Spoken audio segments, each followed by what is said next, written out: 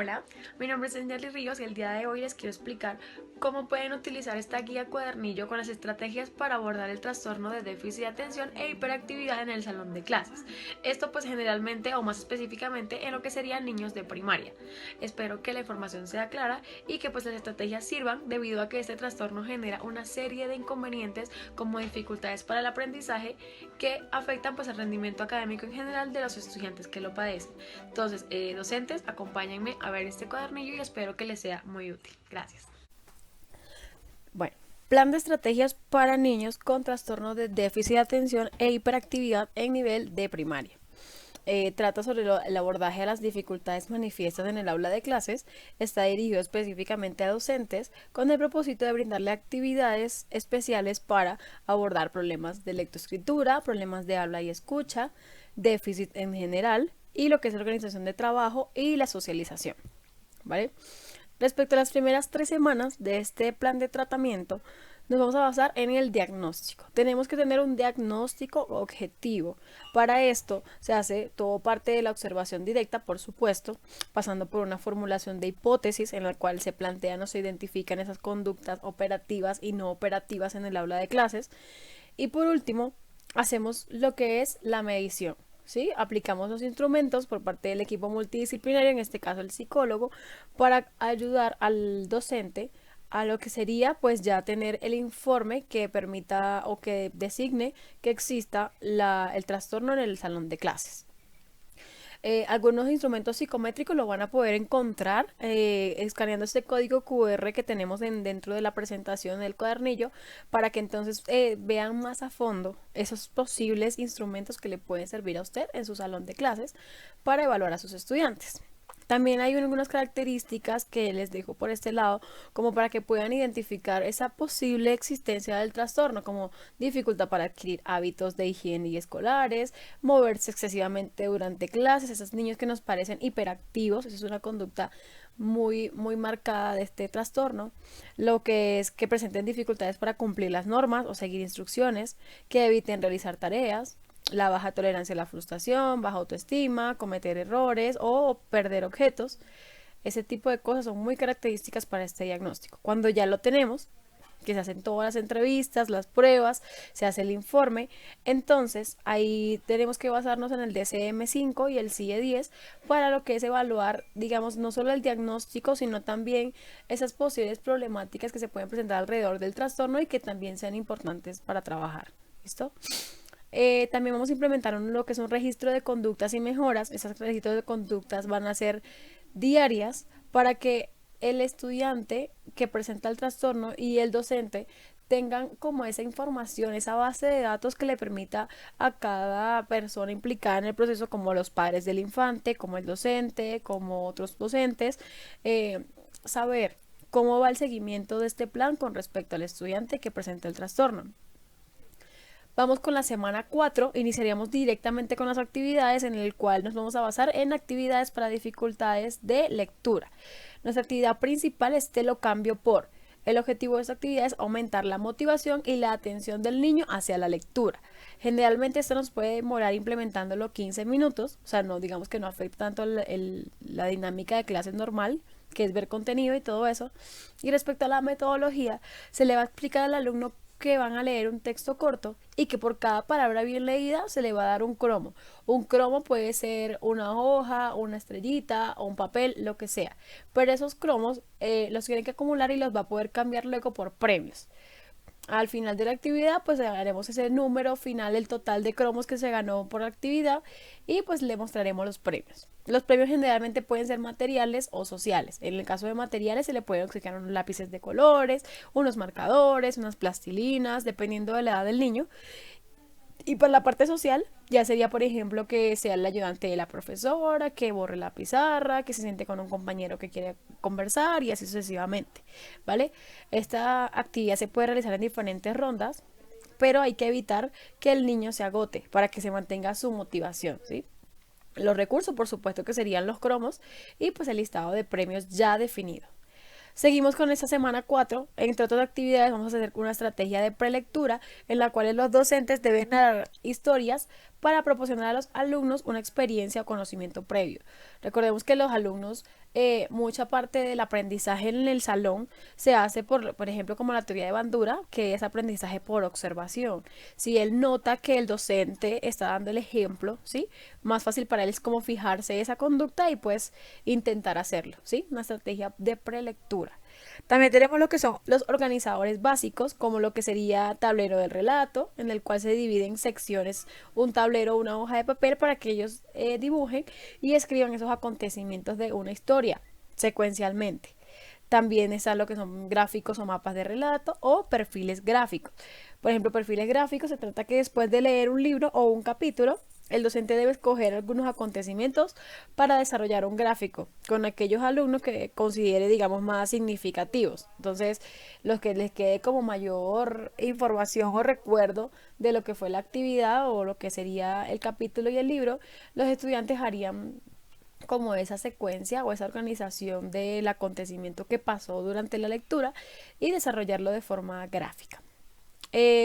Como últimas actividades tenemos otras también súper buenas, se basan en lo que serían las teorías cognitivo-conductuales, que es una es la silla caliente, en la cual el alumno se sienta en una silla representando a un personaje asignado por el docente. Entonces los otros alumnos deben hacerle preguntas para que él las responda de forma tal como lo haría esa persona la que está representando. Por ejemplo, se puede sentar una niña que se llame María, que represente a la docente que se llama Damaris. Entonces, María va a actuar como la docente y los niños le van a hacer preguntas y ella va a actuar como ese personaje.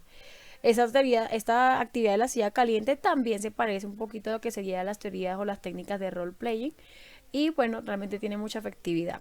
También está la actividad de escritura rápida, donde cual los docentes van a probar que los estudiantes realmente, digamos que piensen o hablen sobre algún tema, pero de manera escrita. Esto también fomenta que ellos desarrollen un poco más lo que sería su escritura, mejorar lo que sería la letra y por supuesto pues que escriban o se preocupen por ver detalles como lo que sería la ortografía, puntuación, gramática, en fin, muchas actividades en específico. Luego vendríamos con lo que sería teatro del lector, en el cual convertimos en un diálogo o algún fragmento literario para que los docentes o con los estudiantes que presenten el trastorno lo simulen, hagan como una especie de dramatización. Eso es algo que también puede ser muy divertido para los niños en esas etapas. Ya terminamos la semana 4. Hacemos todo lo que fue el registro de actividades, hacemos el registro de conductas y pasamos a semana 5. Ahí vamos a hablar sobre las actividades para mejorar lo que sería la escritura. La primera actividad sería en busca del tesoro. Esto nos ayuda a desarrollar la psicomotricidad fina del niño, la cual es indispensable para que nuestros estudiantes realmente tengan una escritura buena y que realmente sea un desarrollo bastante importante para ellos. En esta actividad le vamos a dar al niño una plantilla de un laberinto y se le va a explicar que para llegar a un tesoro o a la recompensa debe estar o llegar al centro del laberinto. Entonces debe hacer un camino con el lápiz, pero ese camino solo puede ser rayado dentro del que está especificado el espacio del camino. No se pueden tocar los bordes ni se puede salir de los bordes del camino. Solamente puede rayar entre las líneas. Esto va a ayudar a que, pues, por supuesto, él pueda desarrollar la psicomotricidad fina. Y de hecho, hay otras actividades también que nos van a servir en ese aspecto, que puede ser juegos para ensartar piezas en un rompecabezas o las actividades que existen para lo que sería colorear espacios pequeños, abrochar botones, picar líneas, recortar figuras de papel. Son actividades muy buenas para este tipo de problemas o dificultades durante el salón de clase. Terminamos la semana 5, hicimos el registro de conductas, verificamos qué hay que mejorar. Si hay alguna de las actividades de escritura o de lectura que aún no hayan dado un resultado óptimo, se pueden reforzar en semana 6 y 7. O sea, se unen esas estrategias de lectura y escritura con las que tenemos para estas semanas, que son las de las dificultades para hablar y escuchar. Como estos niños se distraen demasiado, tenemos que aplicar actividades que permitan desarrollar este aspecto para que ellos sepan y entiendan lo que es seguir instrucciones, cumplir con normas, ser organizados y otro sinfín de conductas. Entonces, como en este caso, tenemos unas actividades en las cuales es importante que al darle las instrucciones a los niños siempre mantengamos el contacto ocular mientras se le está hablando. plantearle preguntas frecuentes, hacerle participar durante las clases. Por supuesto que hay que animarle, entonces como para poderle animar, hacerle preguntas, hay que hacerle preguntas muy fáciles para que ellos realmente puedan, digamos que, responder con tanta facilidad que les parezca súper divertida la actividad y lo sigan haciendo, ¿sí? No se distraigan. También, por ejemplo, si lo vemos distrayéndose, que es algo muy común, pues nos acercamos directamente a su mesa, continuamos desde ahí la explicación y nos apoyamos en el hombro. Esta es una estrategia conductual muy efectiva. Cuando le apoyas la mano en el hombro, ya el niño como que siente la responsabilidad de que pues tiene que prestar atención al docente, que es su figura de autoridad, y pues ahí toma mucha más atención. Respecto a los problemas del habla, lo que sería hacerle un entrenamiento. Hay que entrenarlo en pautas sociales, hacemos como una técnica de role playing en el cual el docente puede surgir o digamos suplir como un estudiante del colegio y hacemos un tipo de conversación ficticia para que el niño estudiemos todo lo que serían sus respuestas, sus preguntas, la forma que tiene de socializar, lo que sería evitar que él sea impulsivo, que responda de manera agresiva y pues que su tono de voz sea adecuado, al igual que la velocidad que emplea al hablar. Vamos a guiar un discurso a través de preguntas y es importante para abordar lo que es problemas del habla, preguntarle constantemente, ¿sí? Cuestionarle. Él habla sobre un tema y nosotros profundizamos en ese tema que él está explicando, entonces le preguntamos como quién o cuándo pasó eso o qué fue lo que ocurrió o por qué. De esta manera pues ya digamos que el infante o el niño que presenta el trastorno va a notar o digamos va a ir desarrollando un poco más lo que sería el contenido de su discurso, el cual es muy importante para lo que sería la socialización, por supuesto. Hacemos otra vez el registro de conducta, finalizamos lo que sería la semana 6 y entonces empezamos con otras actividades en semana 7. Tenemos una muy buena, se llama la historia rota, en la cual vamos a trabajar con el niño desde más o menos 30 minutos divididos, ¿sí? En dos rondas de 15. En esta actividad lo que vamos a hacer es contarle un cuento.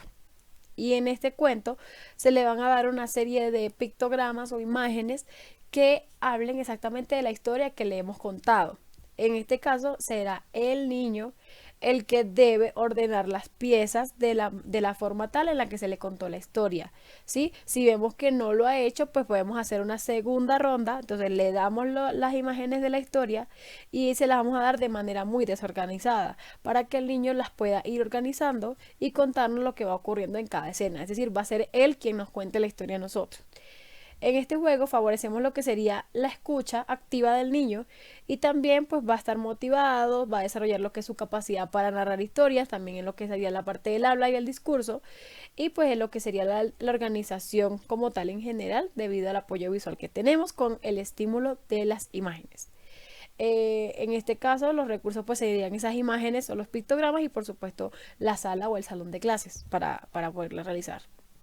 Como otras actividades específicamente, volvemos a caer en la dinámica del role playing, donde el niño va a interpretar alguna situación, ¿sí? Cualquier situación cercana al alumno para iniciar una conversación y sugerir algún juego con los compañeros y explicarlo. Previamente a la lectura de algún cuento, también podemos explicarle al alumno los personajes que van a aparecer para que él sea capaz de hacer inferencias sobre lo que va a ocurrir. Y eso yo le digo, por ejemplo, está una mamá que está enojada, está un niño que tiene un tarro de pintura que se untó encima y está un padre, por ejemplo, en la sala del comedor almorzando. Y le preguntamos a él, dígame, ¿qué es lo que cree que puede pasar? Y entonces pues el niño nos va contando qué es lo que piensa alrededor de eso. Eso también nos ayuda en este tipo de actividades, si está con el apoyo del psicólogo, a evaluar otros posibles problemas o problemáticas que pueden ser como desencadenantes o digamos que tengan mucha relación con el trastorno que el niño presente, ¿sí? Sabemos que un plan de abordaje no es nada más importante, digamos que prestarle atención al rendimiento académico del infante, sino que también podríamos evaluar y existe una oportunidad de recabar información sobre lo que sería la historia familiar y los antecedentes del niño para que estos trastornos sean abordados de manera multidisciplinaria, no solamente en los problemas escolares, sino también familiares, sociales y así sucesivamente. Bueno, terminamos con la semana 7 y vamos a iniciar estas próximas semanas, que serían la 8 y la 9, con las actividades para mejorar las dificultades de atención y memoria. Este es un aspecto muy importante. Necesitamos que el niño desarrolle su capacidad de atención. Entonces, vamos a poner en práctica la actividad llamada Dime qué ves. En esta actividad vamos a desarrollar lo que es la atención y memoria, específicamente, que es lo que estamos trabajando en la semana. Le vamos a explicar al niño que tenemos un saquito con muchos objetos. De ese saquito vamos a sacar varias cosas y le vamos a dar algún tiempo para que las memorice. Vamos haciendo rondas, aumentando la dificultad. Por ejemplo, ahorita saco 3 objetos, después saco 4, luego saco 5, pero de diferentes colores, para que entonces realmente estimulemos esa presión o esa necesidad de recordar los objetos que vio. ¿Listo? En este tipo de actividades, por rondas que digamos que el niño acierte, también se pueden poner en práctica lo que serían los cromos o las figuritas de recompensa que él puede recabar o pues guardar para luego canjearlos por premios. Entonces, bueno, conforme se vaya avanzando en el juego, vamos dándole más dificultad para entonces preguntarle como de qué color son los objetos, qué características tienen y así hacemos una actividad mucho más completa. También está una actividad muy común, se llama Simón dice, en el cual, por ejemplo, decimos Simón dice hay que tocarse la cabeza. Y luego damos como una opción, Simón dice que hay que tocarse cabeza y cuello. Simón dice que hay que tocarse cabeza, cuello y rodilla. Y así sucesivamente para que entonces el niño imite lo que es el estudio, la actividad y por otro lado, pues también su capacidad de atención se vea implicada directamente en el juego. Por último, por la actividad de parejas, en el cual es un juego común de memoria. Los juegos de memoria son muy efectivos para este tipo de problemas que estamos tratando de abordar. Entonces terminamos la semana, nuevamente el registro de conducta y pasamos a semana 10. En la semana 10 vamos a ir prácticamente ya cerrando las problemáticas que estamos abordando con el niño. Es importante que en el registro de conductas sean identificadas las conductas que han sido mejoradas, esas conductas no operativas que han pasado a ser operativas gracias al proceso de intervención. En la semana 10, bueno, vamos directamente a las actividades para mejorar las dificultades de la organización del trabajo. En esto le vamos a enseñar las normas de un trabajo que debería ser, cómo debería ser un trabajo. Lo que vamos a hacer también sería sugerirle una agenda. Una agenda, pues, como son niños de primaria, podemos implementar una agenda que sea con muchos dibujitos, como que tienes que hacer el lunes, el martes, el miércoles, o incluso por horarios, a qué hora vas a desayunar, almorzar, a qué hora tomas la merienda, a qué hora vas a hacer la tarea. De manera tal que con esta agenda el niño pueda organizar las cosas que debe hacer, sus prioridades como tal, y así al darle esa responsabilidad o esa organización, pues él se vea, digamos, implicado en este proceso y ya sepa qué tiene que hacer cuando complete un trabajo, ya sepa qué es lo que sigue. También se le puede designar un compañero como un socio de estudio, el cual ya digamos que distribuyan el trabajo entre esas dos personitas para que entonces cada uno lleve a cabo lo que sería su agenda, su calendario y su hoja de tareas específicamente para registrar todos los deberes que tengan respecto al salón de clases. Es muy favorecedor el hecho de realizar controles programados o no programados para recompensar a los alumnos cuando tengan una muy buena organización, ¿sí? O sea, lo que veníamos diciendo con las semanas anteriores, cuando les ponemos actividades que ponen a prueba su capacidad de actuar, o sea, su comportamiento se ve implicado directamente en eso, pues así como le exigimos, también es bueno darle ese reforzamiento positivo como una recompensa para que ellos se vean, digamos que, motivados durante todo el proceso y que realmente no vayan a desistir a mitad de proceso o realmente ya luego no le presten atención a la intervención y así sucesivamente las cosas no den resultado. También es bueno prever un tiempo de limpieza en el espacio que los niños ocupan. De esta manera, ellos, aparte de crear responsabilidad, también pues ya se dan cuenta que ya pueden ordenar su escritorio, sus carpetas, sus actividades, ¿cómo se dice esto? Serían sus objetos de estudio y así sucesivamente para que periódicamente cuando lo supervisen ya se vea si realmente está poniendo en práctica la organización o si definitivamente esto no se está dando. También tenemos una actividad súper chévere, se llama el bibliotecario, que es bastante buena para lo que es mejorar la capacidad de organización. Esto más o menos nos demora 15 minutos, sería bueno realizarlo como al final de la clase normal teórica que damos siempre. La metodología consiste en que la tarea va a ser revisar que los libros de lectura estén ordenados en una biblioteca designada, digamos, por el docente. De esta manera también se va a notar qué libro se lleva cada niño a la casa y cuándo lo devuelve. Entonces, de esta manera, como el niño va a sentir esa responsabilidad como bibliotecario, digamos que va a poder hacer ese uso de esa organización constante y pues planear estrategias para cómo lo puede llevar a cabo. Entonces, claro, lo que aprenda en esta actividad lo va a generalizar para otras áreas, como por ejemplo lo que es la organización de su escritorio. Entonces ya él sabe más o menos cómo debe plantearse ese orden en su cuarto y así sucesivamente. Para la semana 11, que es la penúltima semana de nuestro plan de tratamiento, vamos a hacer unas estrategias conductuales. Vamos a seguir con lo que es el sistema de fichas, con el contrato conductual, los registros, por supuesto, y los reforzamientos o recompensas. Aquí vamos a poner en práctica las actividades que ya hemos usado antes, pero que aún no han tenido ese resultado esperado para lo que sería el docente o el psicólogo como tal. Entonces, bueno, al poner en práctica esas mismas dinámicas, damos recompensa, vamos reforzando, damos elogios, nos ponemos en contacto con los padres y de esta manera, digamos que vamos viendo ese seguimiento en lo que ha sido durante el plan. Sí, es importante saber cómo vamos en el plan, si vamos bien, si vamos mal, si las cosas se están dando, si hay que adaptar alguna actividad a un niño en específico y así sucesivamente. Por eso se colocan muchas actividades, ¿sí? Para que sea usted, docente, quien decida de qué manera la quiere aplicar o cómo lo va a aplicar o con quién lo va a aplicar. Igual es importante que los padres conozcan sobre este plan de tratamiento y que ellos también sean partícipes de estas mismas actividades también. De hecho, les puede servir también para la casa. Bueno, estos resultados, como los dije, hay que compartirlos entre el equipo multidisciplinario, psicopedagogo, docente, director del instituto y así sucesivamente, inclusive los padres, para que se vea ese reflejado, esa mejora o esas condiciones de mejora que pueden haber, esas oportunidades con respecto al niño. Y por supuesto, en la última semana vamos a evaluar objetivamente los resultados. Los resultados se van a organizar en todas las semanas como tal, por medio del registro de conductas, lo que sería el cuadernillo de anotaciones o observaciones del docente y por supuesto lo que sería el equipo multidisciplinario y las opiniones que ellos tengan.